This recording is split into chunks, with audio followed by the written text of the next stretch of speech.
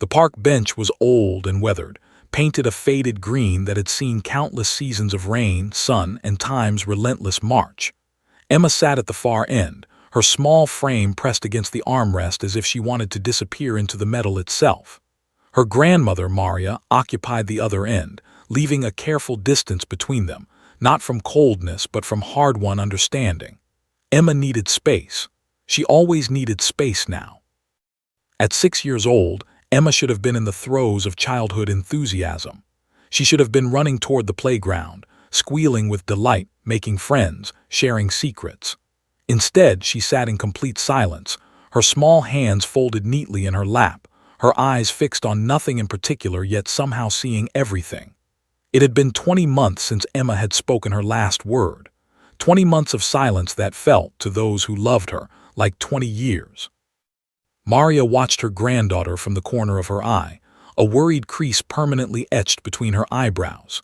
She'd been making this pilgrimage to Riverside Park every Tuesday for the past year and a half, ever since the incident. Every Tuesday, hopping that something, anything, might spark that voice back to life. She'd learned to manage her own heartbreak quietly, in small moments when Emma wasn't looking, usually in the car on the drive home. The incident. That's what everyone called it now, as if giving it a clinical name could contain its damage. It had happened on a Tuesday, just like today, back when Emma was 5.5 years old. She'd been in Mrs. Henderson's first-grade classroom at Lincoln Elementary, struggling with math, as most 5-year-olds do. Mrs. Henderson, a woman who Maria would later describe in her most diplomatic moments as having poor judgment, had grown frustrated with Emma's inability to solve a simple addition problem. But it wasn't the frustration that broke Emma, it was the humiliation. Mrs. Henderson had called her to the front of the class. Then, in front of 30 pairs of young eyes, she'd said, "Emma, even the other children understand this. Why can't you?" She'd written the problem on the board again, as if repetition would somehow make Emma smarter through sheer force of embarrassment. Other children had giggled nervously. Some had looked away, uncomfortable with the cruelty they were witnessing. Emma had felt her face burn crimson. She'd felt every eye in that classroom become a spotlight, burning into her fragile 6-year-old psyche. That afternoon, Emma came home and went silent. Not dramatically. There were no tantrums or tears that Maria saw. Emma simply stopped talking. At first, Maria thought it was sadness, a temporary response to a bad day. By the end of the week, when Emma still hadn't spoken a word, alarm bells began ringing. By the end of the month, when psychiatric evaluations and psychological assessments came back confirming selective mutism, Maria felt her world tilt on its axis. Selective mutism. The condition had a clinical sound that made it seem manageable, treatable, fixable. But the reality was far more complex. Emma's brain had essentially decided that speaking wasn't safe. Some trauma, whether single or accumulated, had triggered a protective mechanism that locked her voice away behind emotional walls so thick that no amount of coaxing, therapy, or love seemed to penetrate. Maria had tried everything. They'd seen Doctor, a renowned child psychologist who specialized in anxiety disorders. Doctor had been gentle and patient, creating safe spaces where Emma might feel comfortable speaking. Nothing. They'd worked with speech therapists. Nothing. Emma's mother, Maria's daughter, had taken Emma to a psychiatrist who'd prescribed anti-anxiety medication. It had helped Emma seem slightly less rigid, but her voice remained locked away. Had taken leave from her job as an accountant to spend more time with Emma, feeling somehow personally responsible, as if her genetics or parenting had caused this. Maria could see the guilt eating away at her daughter, wearing her down. Had called Emma's kindergarten teacher, her pediatrician, even consulted an alternative medicine practitioner, grasping at any possibility, no matter how unlikely. The school had implemented an IEP, an individualized education plan, that allowed Emma to communicate through writing and hand signals instead of speaking. But an IEP couldn't replace the sound of her granddaughter's laugh. It couldn't capture the joy that should have been present in a 6-year-old's voice. It couldn't heal the fundamental disconnect Emma felt from the world around her. Maria had asked her therapist once during a moment of particular despair, will she ever speak again? The therapist had been careful, professional, kind. Many children with selective mutism do recover their voices, but there's no timeline. It can take months, years, or in some cases. The therapist hadn't finished the sentence, but Maria understood. In some cases, the silence never lifted. So here they were, every Tuesday at Riverside Park. Maria had read somewhere that nature could be healing. She'd also read that sometimes environmental changes, new stimuli, and unexpected experiences could break through psychological barriers. It was probably wishful thinking, but what else did she have? Hope was the only thing keeping her going. That and the fierce love she felt for her granddaughter, a love so profound it sometimes felt like it might suffocate her. The park itself was beautiful, at least. Ancient oak trees stretched their branches across walking paths lined with smooth stones. A small creek ran through the lower section, its gentle babbling one of the few sounds that ever seemed to capture Emma's attention. There were playgrounds, picnic areas, and open fields. On this particular Tuesday in late September, the weather was perfect. Not too hot, not too cold, with that particular quality of autumn light that made everything seem touched by gold.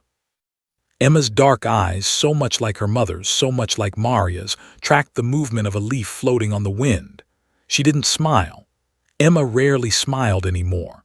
But sometimes Maria caught glimpses of something in those eyes, moments where the weight seemed to lift ever so slightly. Those moments were what kept Maria coming back, week after week. Neither of them knew that today would be different. Neither of them could have predicted that in less than an hour, a police officer and his German shepherd would walk past this bench and change everything.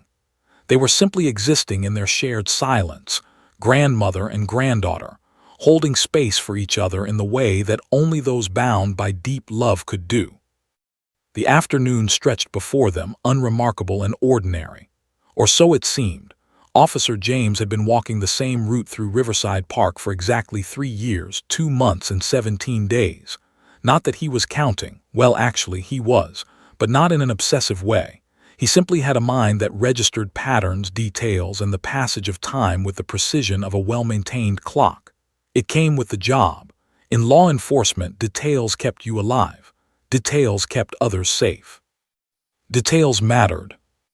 Duke walked beside him with the perfect posture of a dog who understood his purpose and took it seriously.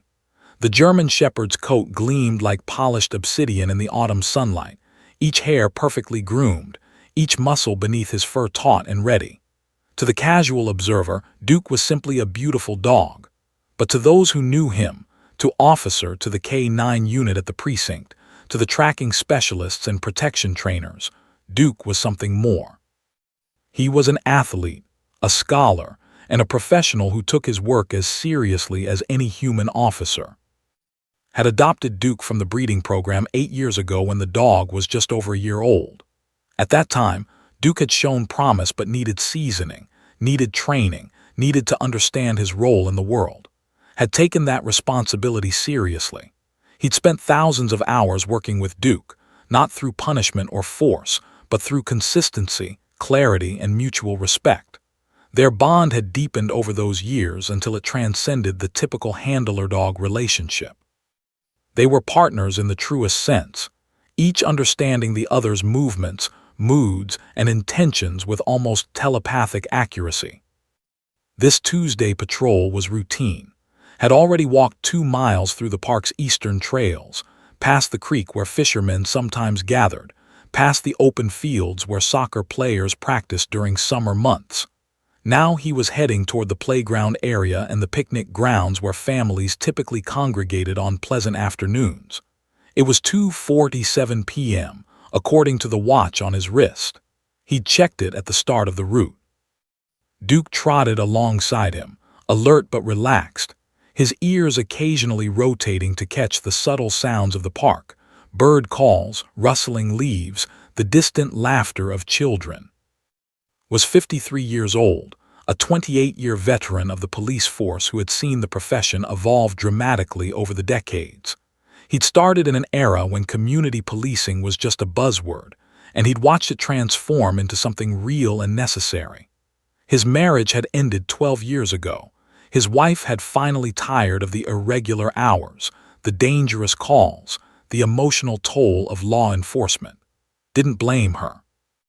He'd given the job everything, and there was only so much of himself left for anyone else.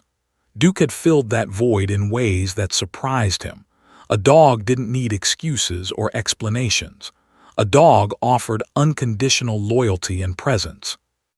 As they rounded the bend near the playground, noticed something that caught his attention. It wasn't unusual.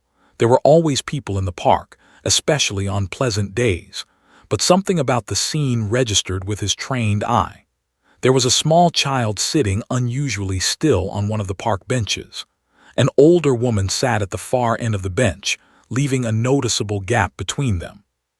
The child's posture was unusual, not the natural relaxation of a young person enjoying a day at the park, but rather a kind of tense immobility, as if the child was trying to occupy the smallest possible amount of space. Had learned over 3 decades of law enforcement that people's bodies told stories that words sometimes couldn't. He developed an intuition about human behavior, a sixth sense about emotional states.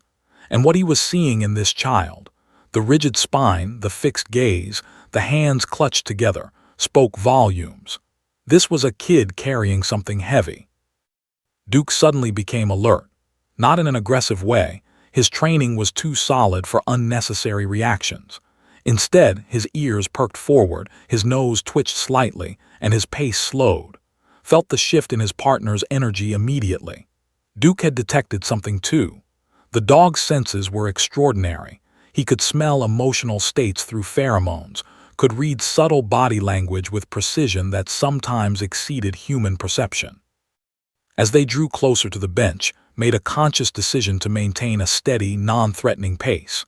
He'd learned long ago that his police uniform, his authority, and his size could be intimidating to civilians, particularly children.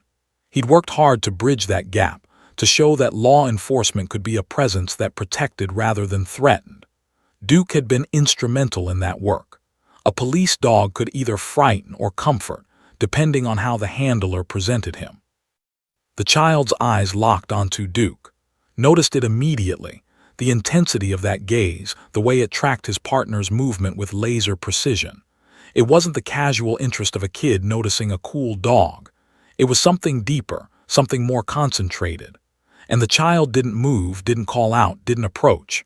Instead, there was an almost magnetic stillness, as if every cell in that small body was focused on Duke. The older woman, the grandmother, instincts told him, glanced over at them approaching. Her expression showed recognition of what was about to happen, mixed with a kind of desperate hope that made experienced heart ache.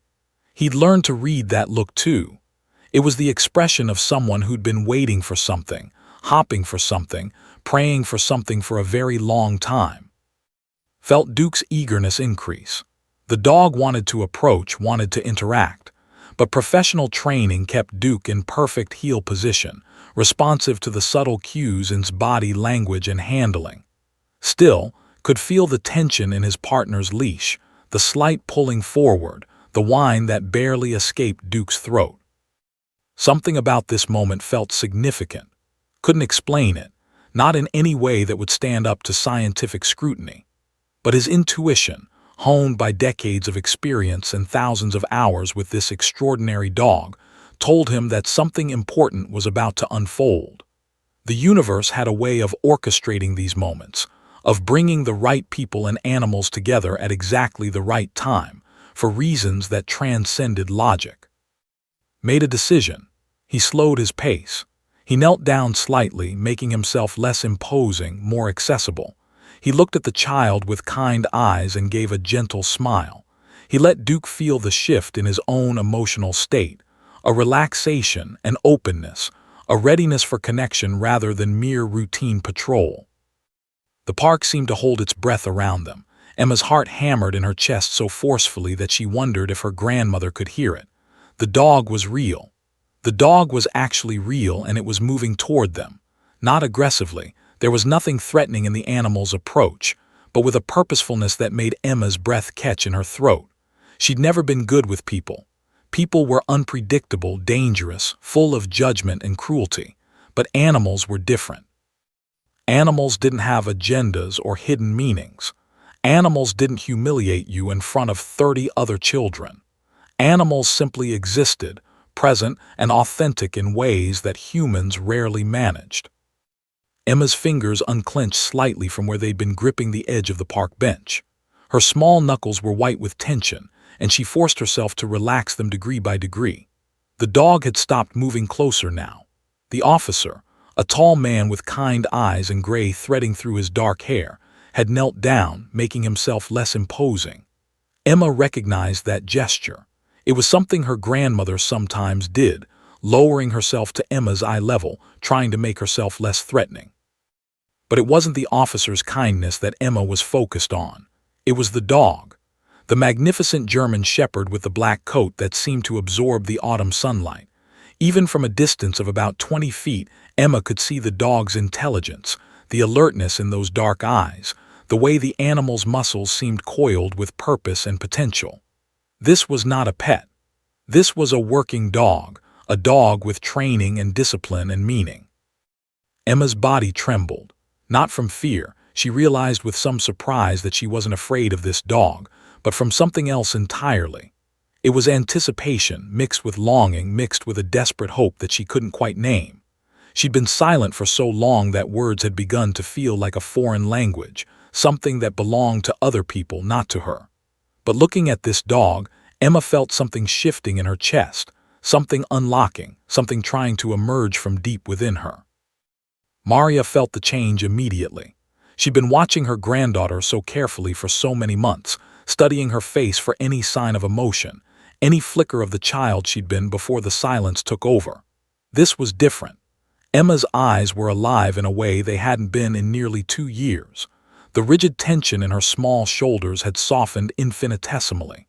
Her breathing, which was usually shallow and controlled, had deepened slightly. Something was happening. Maria could feel it the way a mother feels the subtle shift in her child's body, the unconscious language that existed beneath words. Emma raised her hand. It happened without conscious decision, as if her body was operating independent of her will. Her small arm extended, and her index finger pointed directly at Duke. The gesture was simple, almost involuntary, yet it felt monumental. It was the first deliberate physical communication Emma had made toward any person or animal that extended beyond the basic necessities of survival. It was a pointing, yes, but it was also so much more. It was acknowledgement. It was desire, it was reaching out.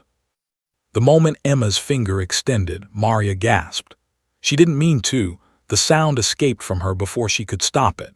But that single gesture, that tiny movement of her granddaughter's arm, meant everything.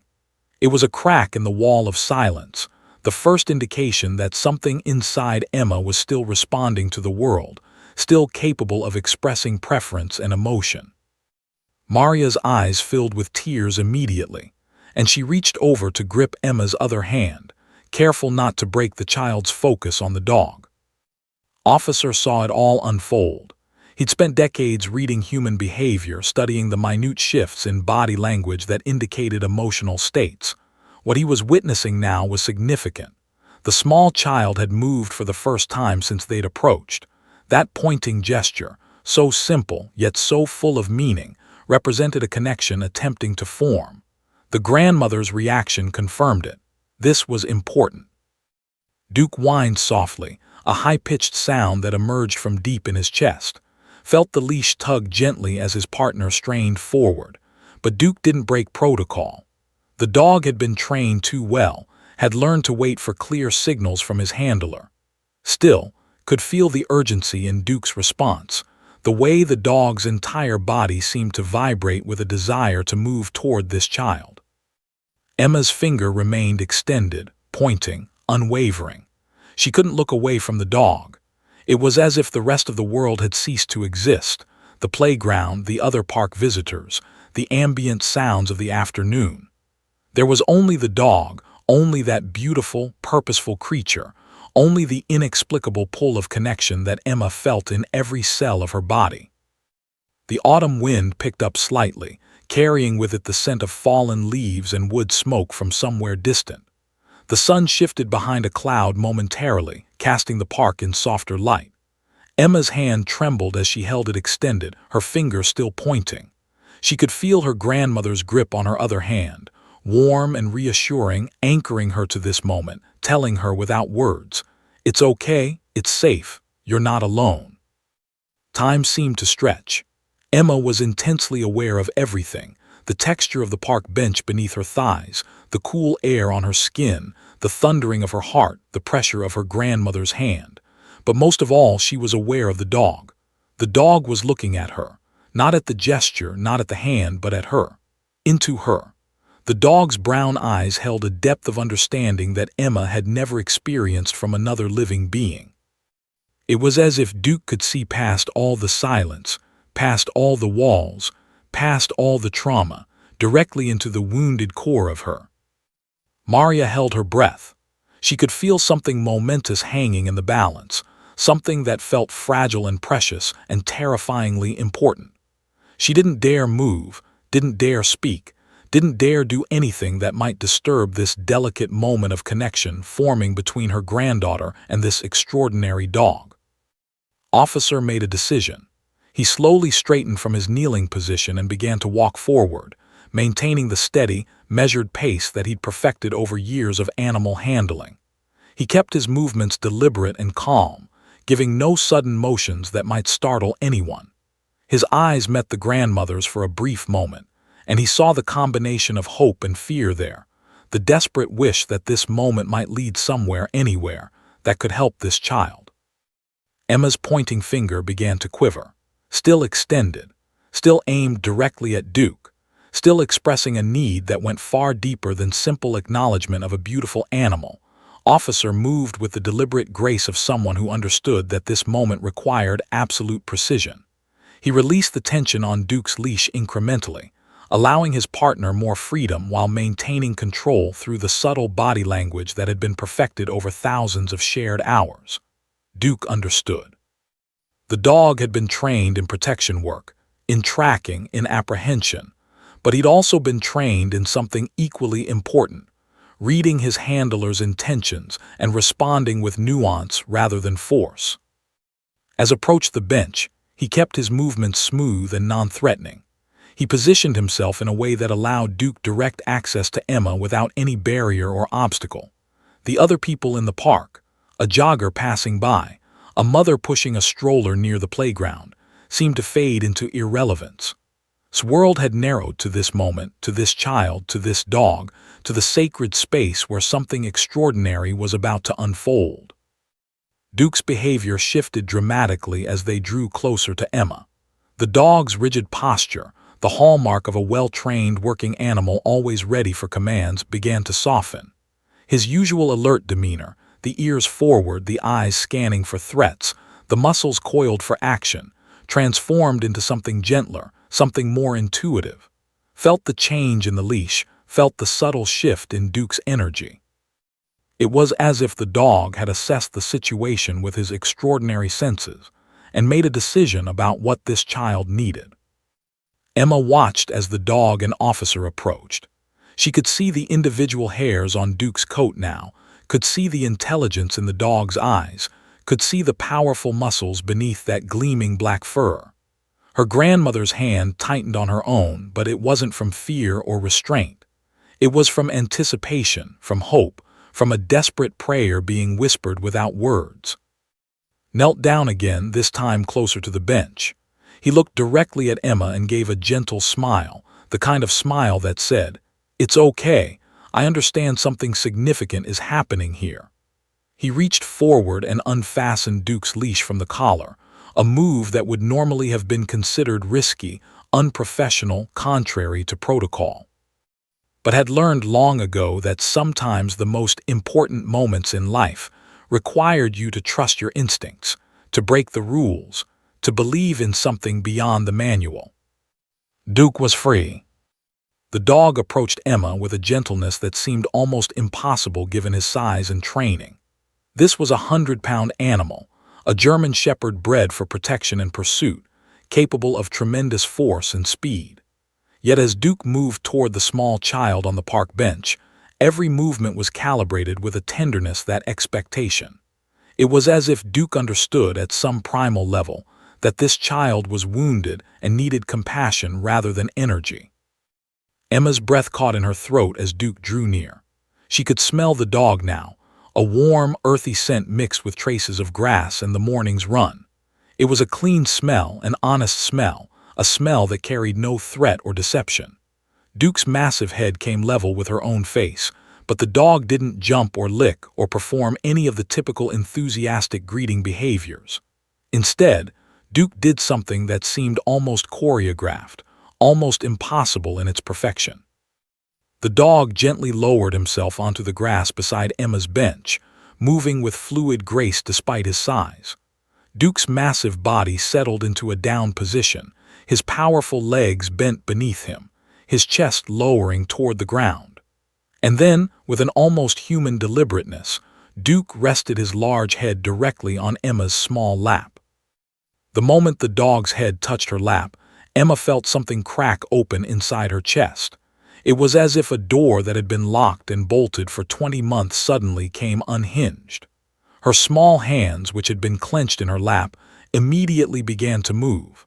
Her fingers touched Duke's head tentatively at first, then with increasing confidence. She could feel the solid warmth of the dog beneath her palms, could feel the gentle rise and fall of Duke's breathing, could feel the unmistakable reality of this connection. Duke's dark eyes gazed up at her with an expression of such profound understanding that Emma felt tears begin to stream down her face.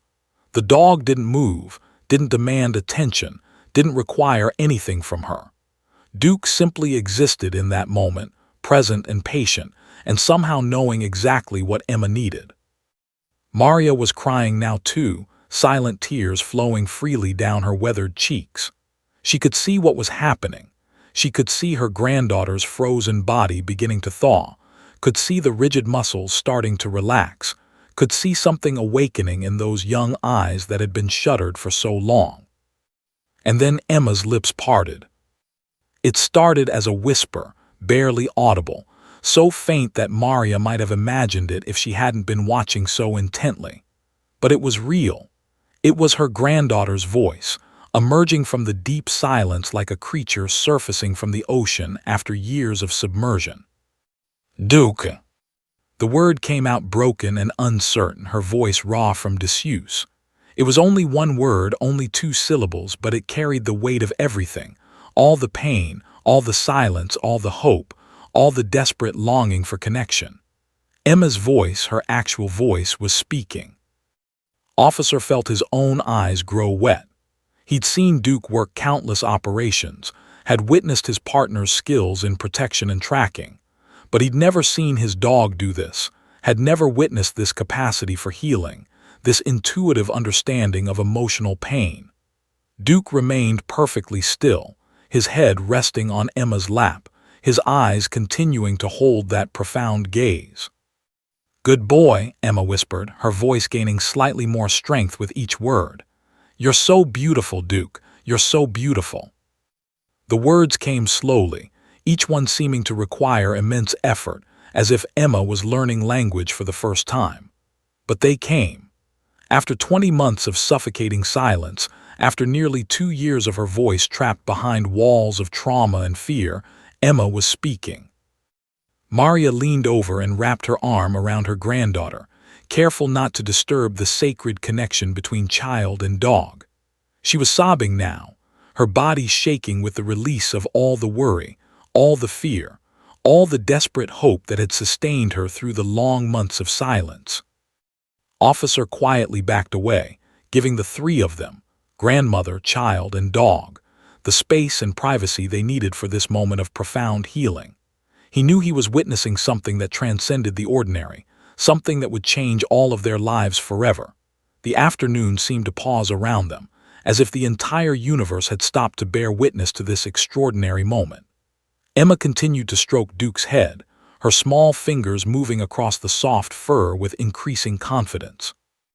Her voice, which had been silent for so long that she'd begun to wonder if she'd ever really had one at all, continued to emerge in halting whispers. "You're so good," Emma whispered, her words coming in small bursts as she relearned the mechanics of speech. "So good, boy. Duke is good. Duke is beautiful." Each word seemed to cost her something, seemed to require a kind of emotional bravery that belied her small frame. But they kept coming, trickling out like water finally finding its way through a broken dam. Maria sat beside her granddaughter, her arm wrapped protectively around the child's shoulders, tears flowing freely down her face as she listened to sounds she'd feared she might never hear again. Officer stood at a respectful distance, giving them space while remaining close enough to monitor the situation. He'd witnessed countless interactions between Duke and the public over the years, but nothing, absolutely nothing, had prepared him for what he was seeing now. His trained eyes could read the significance in every detail. The way Emma's body was gradually uncurling from its protective posture. The way her breathing was becoming deeper, more regular, more alive. The way Duke remained perfectly still, asking nothing, demanding nothing, simply being present in a way that seemed to communicate everything Emma needed to hear. "Why aren't you talking?" Emma asked suddenly, her small voice gaining a bit more volume. She was speaking to Duke, but the question seemed to encompass everything. Why couldn't she hear this dog's voice? Why did this connection feel so much deeper than words? Why did this moment feel like stepping through a doorway into a different world? Maria made a soft sound, something between a laugh and a sob. She leaned down and whispered near Emma's ear, "Because Duke doesn't need to talk, sweetheart. He's speaking to you in a different language. Can you hear it?" Emma nodded slowly, her eyes never leaving Duke's face. She could hear it, not with her ears, but with something deeper. It was a language of presence, of unconditional acceptance, of patience and understanding that transcended the need for words. It was everything that human conversation had failed to provide. It was safety. It was home. For the next 20 minutes, Emma continued to speak in these halting, precious bursts.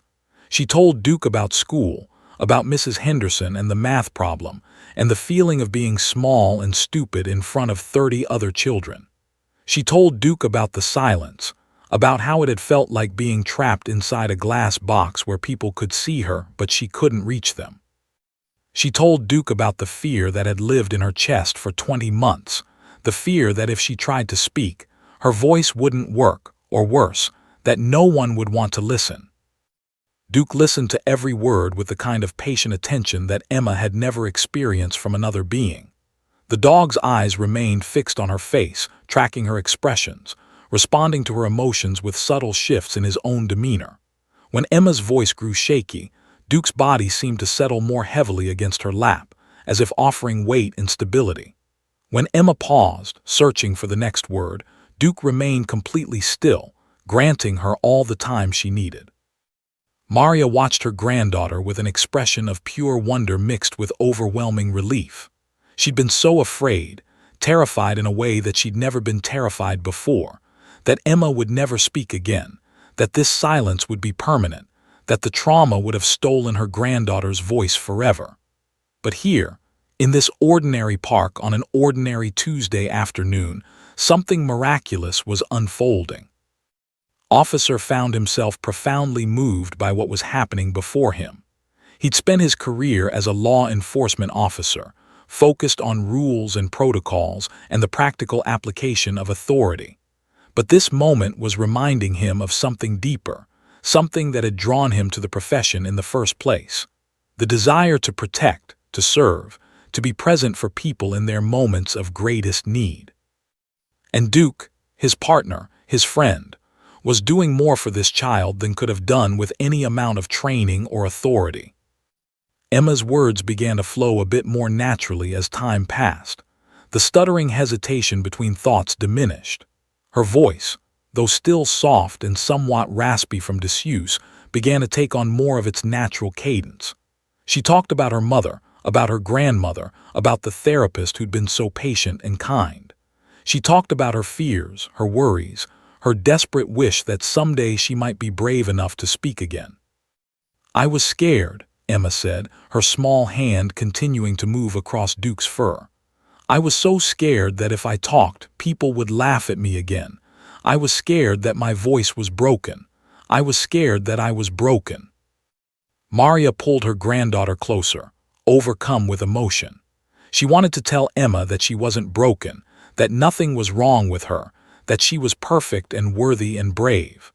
But she remained silent, understanding that sometimes the most important thing you could do for another person was to listen, truly listen, without interruption or commentary or the need to fix anything. Duke chose that moment to turn his head slightly and gently lick Emma's hand. It was a simple gesture, executed with the grace of a dog who understood precisely what he was doing and why. To Emma, it felt like an affirmation, like Duke saying, "You're not broken. You're exactly as you should be. You're safe here with me." A small smile appeared on Emma's face, the first genuine smile Maria had seen in nearly 2 years. It was tentative, uncertain, as if Emma's face had to relearn how to form the expression. But it was there. It was real. It was radiant with the joy of a child who had found her way back to herself. Officer felt his throat tighten with emotion. He understood in that moment what Duke had always known, that healing wasn't about forcing someone to speak, wasn't about therapy or medication or clinical intervention. Healing was about presence. It was about showing up with unconditional acceptance. It was about asking for nothing while offering everything. The sun was beginning its descent toward the horizon, painting the park in shades of gold and amber. Emma continued to speak to Duke, her voice growing stronger with each sentence. The silence that had defined her world for 20 months was breaking apart, dissolving in the face of this extraordinary connection with an animal who seemed to understand her pain at a level that transcended words. As the afternoon light shifted around them, none of them wanted to move. This moment, this sacred, precious, miraculous moment, felt like it existed outside of normal time, in a space where healing and hope and the most profound forms of love converged into something absolutely perfect. Officer James didn't immediately understand the significance of what he'd witnessed in Riverside Park that afternoon. He understood it on a human level. He recognized that something extraordinary had occurred, that a child who hadn't spoken in 20 months had found her voice through connection with his dog. But he didn't initially grasp the magnitude of what would unfold in the days and weeks that followed. When returned to the precinct that evening, he filed a standard incident report documenting the encounter at the park. Protocol required documentation of any significant community interactions involving K-9 units. Wrote, "During routine park patrol, encountered child with suspected selective mutism. Dog initiated non-aggressive interaction. Child verbalized for the first time in approximately 20 months. Grandmother present and emotionally responsive. Situation resolved positively. No security concerns." The report was thorough but understated, exactly the kind of documentation had written hundreds of times during his career. He didn't anticipate that this particular report would be read by his commanding officer, Captain Michael, who happened to be in the precinct that evening reviewing departmental files. Captain read the report twice. Then he walked to his desk and asked him to describe, in detail, what had occurred at the park. Obliged, recounting the events with the precision and objectivity that defined his professional demeanor, but even in his measured recitation, could sense something extraordinary had happened.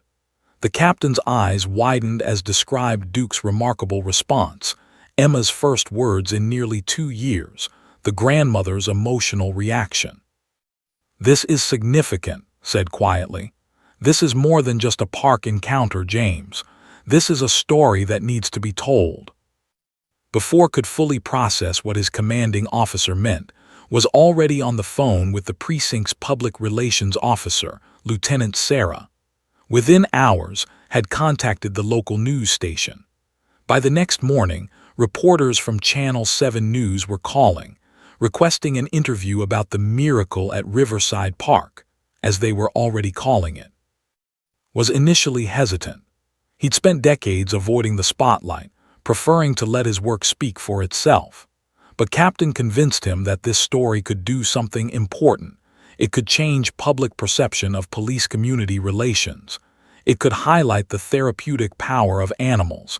And most importantly, it could inspire other families struggling with similar challenges.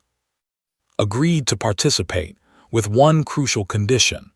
The focus had to be on Emma's courage and Duke's extraordinary empathy, not on him. By Thursday of that same week, the story had aired on the local evening news. The segment included footage of at the park with Duke, interviews with Maria describing Emma's journey through selective mutism, and professional commentary from Dr. Emma's child psychologist, who spoke about the therapeutic potential of animal-assisted interventions.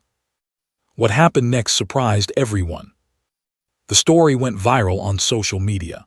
Within 48 hours, it had been shared over 200,000 times across Facebook, Instagram, Tik, and Twitter. News outlets from across the country picked it up. By Friday, national networks were calling. CNN wanted to do a feature. Good Morning America wanted and Duke on their program. The New York Times was interested in a profile piece. Emma's story struck a chord that resonated far beyond their small community. Parents who had children with selective mutism began sharing their own experiences. Mental health professionals expressed fascination with Duke's intuitive response. Animal behaviorists marveled at the dog's ability to sense emotional need and respond with precisely calibrated compassion. Social media filled with stories of animals helping people through trauma, with people tagging their pets and describing their own healing journeys. Within a week, his email inbox was inundated with messages from across the country. Families from California, Florida, Texas, and New York wrote describing their children's struggles with anxiety and selective mutism. They asked if Duke could help their child. Some letters were heartbreaking, parents describing years of struggle, thousands of dollars spent on therapy, desperate searches for solutions that might unlock their child's voice. Dr. Emma's therapist began receiving calls from colleagues and clinicians across the country. Researchers in pediatric psychology wanted to study the case more formally. Universities expressed interest in developing protocols for animal-assisted therapy with selective mutism. The American Academy of Child and Adolescent Psychiatry reached out, asking if and Emma would be willing to present their case study at the organization's annual conference. The police department's public relations office struggled to keep up with the volume of interview requests. Found himself doing phone interviews with journalists from publications he'd never heard of, explaining Duke's training, describing the moment Emma had first spoken, answering the same questions over and over from reporters who were desperate to find the human interest angle that would resonate with their audiences. But amid the media frenzy, something deeper and more meaningful was happening. Mental health organizations specializing in anxiety disorders began contacting, asking about the possibility of formal collaboration. The National Alliance on Mental Illness reached out, wanting to use Emma's story in their awareness campaigns. Universities began developing research studies exploring the intersection of K9 therapy and selective mutism treatment. Maria found herself fielding requests as well. She was asked to speak at schools, at mental health conferences, at parent support groups. She gave interviews describing Emma's journey, her own journey through fear and uncertainty, and the unexpected miracle that had found them on an ordinary Tuesday afternoon in Riverside Park. Locally, the story transformed how the community viewed their police department. Received calls from residents thanking him for his service, not just as an officer, but as a human being capable of compassion and presence. The police precinct saw an uptick in positive community interactions. Children who had previously been afraid of police officers began asking if they could pet Duke. Parents who had been distrustful of law enforcement began seeing the department differently. Emma became, somewhat reluctantly, a local celebrity. Her school organized an assembly where she was invited to speak about her experience. Local media outlets covered the event extensively. Emma's story inspired other children at her school to open up about their own struggles with anxiety and fear. But perhaps most significantly, Emma's breakthrough sparked conversations in clinical and therapeutic communities about the limitations of purely clinical approaches to mental health treatment. Mental health professionals began reconsidering their protocols, began exploring how the therapeutic potential of animals could be integrated into traditional treatment modalities. Officer and Duke received commendations from the police department, but more importantly, they received recognition from unexpected quarters. The American Kennel Club featured Duke in their magazine. Animal behavior specialists cited the park encounter as an example of extraordinary communication. Duke's story was included in academic papers about canine emotional intelligence. By the end of the first month following that fateful Tuesday encounter, Emma's story had generated conversations that extended far beyond one child's recovery of her voice. It had sparked a broader dialogue about trauma, healing, resilience, and the extraordinary capacity of animals to facilitate human wellness. Yet for Emma, Maria, and Officer, the most meaningful response wasn't measured in social media shares or media appearances. It was the letters they received from families describing their own children finding their voices, describing therapeutic breakthroughs inspired by Emma's story, describing hope where there had previously been only despair. The story of a little girl, a police dog, and an ordinary Tuesday afternoon had become something extraordinary, a testament to the power of presence, compassion, and the unbreakable bonds that could form between humans and animals. The first Saturday morning after that transformative Tuesday, Emma woke before dawn. She lay in her bed in the pale pre-dawn light, listening to the sounds of her grandmother moving quietly through the house downstairs. Her heart was racing with anticipation. Today, she would see Duke again. Today, she would return to Riverside Park and continue the connection that had begun to heal something fundamental within her. Maria found her granddaughter already dressed and waiting by the door when she came upstairs with 2 cups of hot cocoa. Emma was practically vibrating with nervous energy, her fingers fidgeting with the zipper of her jacket. But more importantly, Emma was humming. It was a small thing, just a few bars of a melody, but Maria felt tears spring to her eyes. She hadn't heard her granddaughter make any sound other than the whispered words to Duke. "Are you ready?" Maria asked gently, handing Emma her cocoa. Emma nodded and took a sip, then looked up at her grandmother with eyes that were brighter than they'd been in nearly 2 years. "Will Duke be there?" she asked, her voice still soft but gaining strength with each passing day. "Officer said he and Duke would meet us at our usual spot at 10 o'clock, Maria confirmed. "Are you nervous?" Emma shook her head. "No," she said simply, "I want to see Duke." Officer arrived at Riverside Park precisely at 9:55 a.m., Duke walking beside him with his characteristic alert posture, but had made a significant change to their Saturday routine.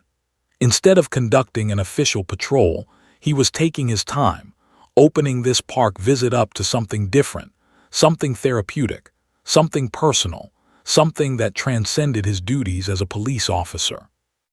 Emma spotted Duke from a distance and immediately began walking faster. Maria kept pace with her granddaughter, watching as the stiffness that had characterized Emma's movements for so long began to loosen. By the time they reached Officer and Duke, Emma was moving with an ease and fluidity that suggested her body was beginning to remember what it felt like to be a normal child. "Hi, Duke," Emma said, her voice still small but increasingly confident. She reached out to the dog, and Duke responded with the same extraordinary gentleness he displayed during their first encounter.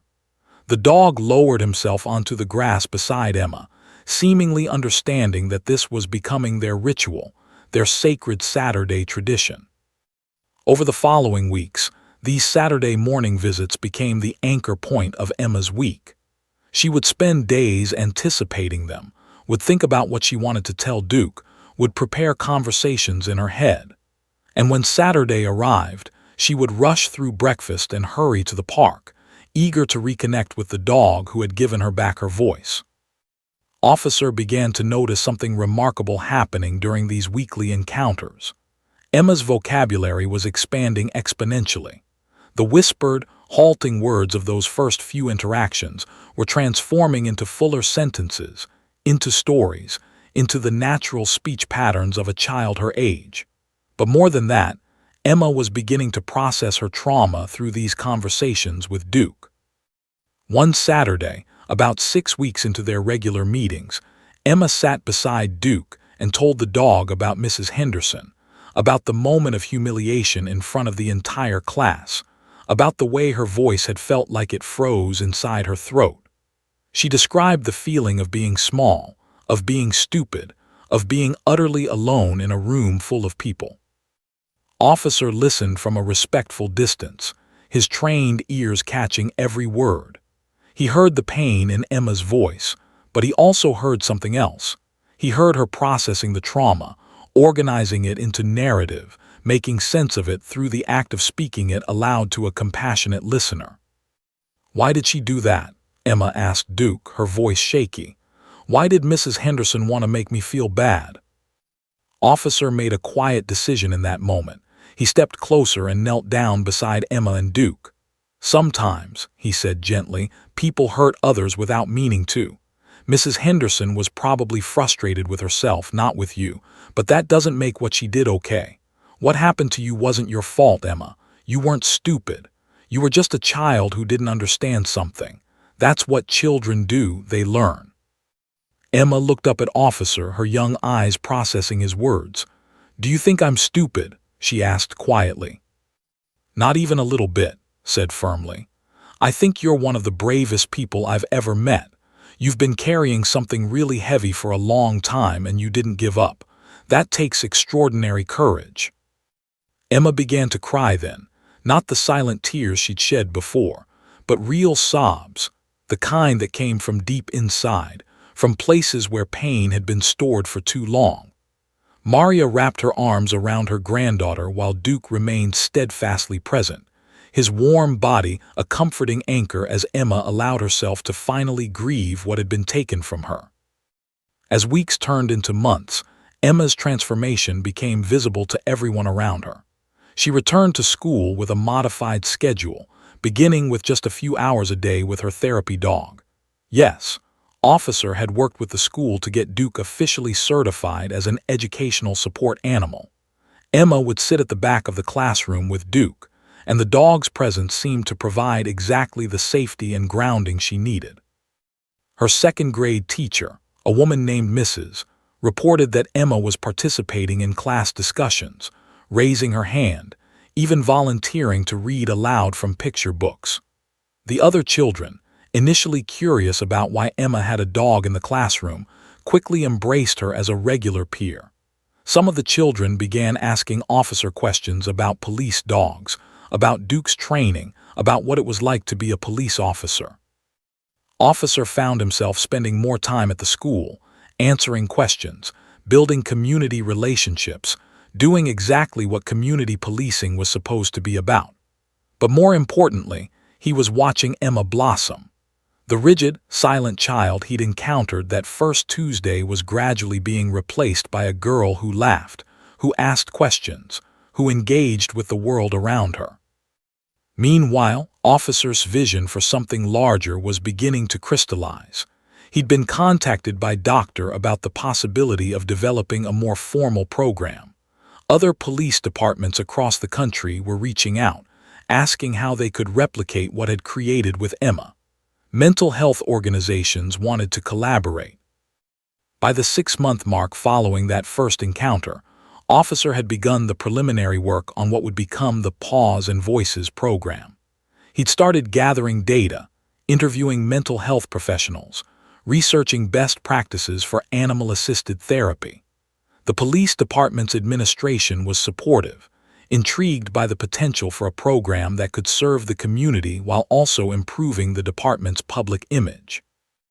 Emma, meanwhile, was thriving in ways that exceeded everyone's expectations. She was speaking normally now, her voice strong and clear, full of the confidence and joy that should have been present all along. She'd made friends at school, was participating in after-school activities, and had begun taking piano lessons, something she'd always wanted to do but hadn't felt brave enough to attempt during the silent years.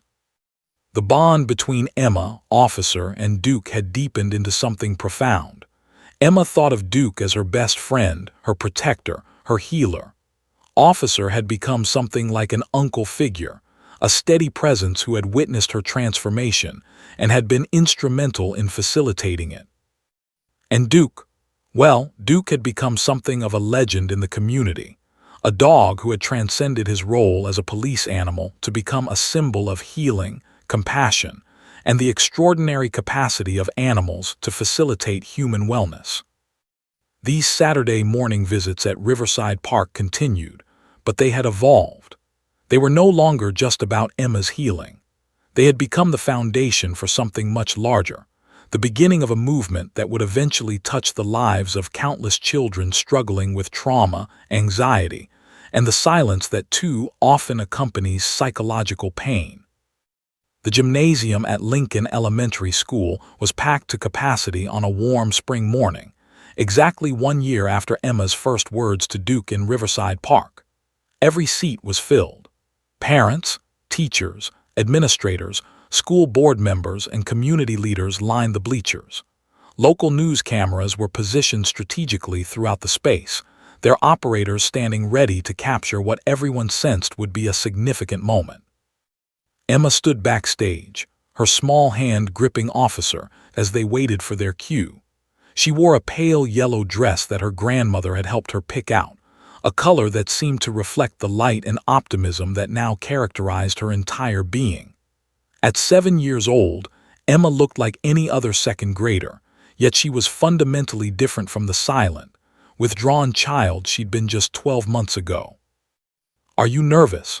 Officer asked gently, giving her hand a reassuring squeeze. Emma shook her head, and when she spoke, her voice was clear and confident. "No, I want to tell people about Duke. I want to tell them about how Duke helped me find my voice again." Officer felt his throat tighten with emotion. This child, this extraordinary, courageous child, had gone from being unable to speak a single word to volunteering to address an entire school assembly. It was a testament to the resilience of the human spirit, to the healing power of connection, and to the extraordinary gift that Duke had offered so freely. As they walked onto the gymnasium floor, the crowd rose to its feet in a standing ovation. Emma's eyes widened slightly at the sight of so many people, but Duke remained steady beside her, his large body providing an anchor, his presence communicating everything Emma needed to know. "You are safe. You are brave. You are not alone." Emma stepped to the microphone, and the gymnasium fell silent. Every eye was fixed on this small girl, who had somehow become a symbol of hope and resilience for an entire community. "My name is Emma," she began, her young voice carrying through the speakers into every corner of the space. "1 year ago, I didn't have a voice. I couldn't speak because something scary happened to me, and my brain decided it wasn't safe to talk anymore. I was silent for a long time. I thought maybe I would be silent forever." The audience was completely still, completely present. Emma continued, speaking about her journey through selective mutism, about the fear and loneliness, about the therapists and doctors who had tried to help but couldn't seem to reach her. She spoke about Tuesday afternoons at Riverside Park, about the day when Officer and Duke walked past the bench where she was sitting. "Duke didn't try to fix me," Emma said, her young eyes reflecting the gymnasium lights. "Duke didn't ask me questions or try to make me talk. Duke just sat with me. Duke listened to me when I finally found the courage to speak, and Duke loved me even when I was broken." Officer stood to the side, watching this child speak her truth to a gymnasium full of people. He could see tears streaming down the faces of parents in the audience, could see teachers wiping their eyes, could see the school principal nodding slowly, understanding the profound importance of what was happening in this moment. Emma talked about returning to school, about making friends, about learning to trust that her voice was strong and worth hearing. She talked about how Duke had taught her that healing doesn't always come from the things we expect, that sometimes it comes from an animal who understands pain at a level that transcends words.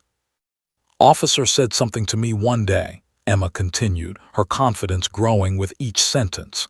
"He said I was brave. I didn't feel brave, but now I understand that being brave doesn't mean you're not scared. Being brave means you keep going even when you are scared, and Duke helped me be brave." When Emma finished speaking, the gymnasium erupted in applause. Parents stood, children stood, teachers stood, an entire community standing to honor this small girl's courage and her extraordinary journey back to herself. But Emma's return to the spotlight wasn't the only significant event of that spring morning. After Emma stepped away from the microphone, Officer was invited to address the assembly. He spoke about the Pause and Voices program that had been officially launched by the police department 3 months earlier, a program that had grown far beyond its initial vision. What had started as informal weekly meetings at a park had evolved into a comprehensive initiative, had partnered with Dr. and several other mental health professionals to create a protocol for pairing police K-9 units with therapeutic interventions for children struggling with anxiety, trauma, and selective mutism. The program now included not just and Duke, but 3 other K-9 handler pairs who had been specially trained in trauma-informed practices. Within the first 3 months of the program's official launch, 12 children had experienced significant breakthroughs similar to Emma's. Several of these children were present at the assembly, sitting in the audience with their families, many of them speaking for the first time or for the first time in months or years. Officer announced that the program was expanding to neighboring school districts, and that conversations were with law enforcement agencies in 7 other states interested in implementing similar initiatives. He spoke about the research being conducted by university-affiliated clinicians, about the peer-reviewed papers being published in academic journals, about the growing recognition within mental health and veterinary medicine communities of the therapeutic power of animal-assisted intervention. "What Emma taught us," Officer said, his voice resonating through the gymnasium, "is that healing is possible. That voice can be recovered. That connection, compassion, and the quiet presence of a dog can accomplish what clinical intervention alone sometimes cannot." In the months that followed, Pause and Voices continued to expand and evolve. Police departments in California, Texas, Florida, and New York had either established their own programs or expressed serious interest in doing so. Universities began developing formal training curricula for K-9 handlers interested in therapeutic work. Mental health conferences featured presentations about the program, and case studies from the initiative were published in leading psychology journals. Emma became something of an ambassador for the program, though she remained appropriately protected from excessive publicity. She gave talks at schools about mental health awareness, about the importance of recognizing anxiety in children, about the courage it takes to seek help. Wherever she spoke, Duke was at her side, a living symbol of healing and connection. By her 8th birthday, Emma was thriving in every measurable way. Her grades were excellent. She had close friendships. She participated in school plays and youth soccer. Her therapist noted that her anxiety levels were now within normal ranges for a child her age. She had, in every meaningful sense, fully recovered her voice and reclaimed her life. Officer's career trajectory shifted as well. He was promoted to sergeant and placed in charge of the department's community engagement initiatives, with Pause and Voices as his primary focus. He was invited to speak at national law enforcement conferences, at mental health summits, at veterinary medicine congresses. Duke, now recognized as an official therapeutic animal, received commendations and awards from numerous organizations. But perhaps the most meaningful recognition came from the countless families whose lives had been touched by Emma's story and the program it had inspired. Letters poured in from parents describing their children finding their voices, describing breakthroughs and hope where there had been only despair. Children who had been trapped in silence for years suddenly speaking again. Families rediscovering joy. On the anniversary of that fateful Tuesday at Riverside Park, a gathering was held at the site where it all began. Emma, now comfortable and confident, stood beside Duke while Officer, Maria, and dozens of families from the Paws and Voices program gathered to commemorate the moment that had changed so many lives. Emma placed a plaque at the spot on the grass where Duke had rested his head on her lap. The inscription read, "In honor of the day when one small girl found her voice, reminding us all that healing is possible, that connection is powerful, and that sometimes the greatest acts of service come not from authority or force, but from compassion, presence, and unconditional love." As the sun set over Riverside Park that evening, casting long shadows across the grass, Emma sat beside Duke while Officer and Maria looked on. The silent child who had once been trapped behind walls of trauma had become a voice for countless others. A police dog had transcended his traditional role to become a healer, a symbol, a bridge between trauma and recovery. The story of Emma and Duke would continue to ripple outward, touching lives in ways they could never have anticipated. But in that moment, sitting in the grass as the day turned to evening, what mattered most was simple. A child had found her voice, an animal had given the gift of presence, and an entire community had been reminded of what compassion and connection could accomplish. The transformation that had begun on one ordinary Tuesday afternoon in a park had become something extraordinary, a legacy of healing, hope, and the unbreakable power of love that transcends species and speaks directly to the human heart.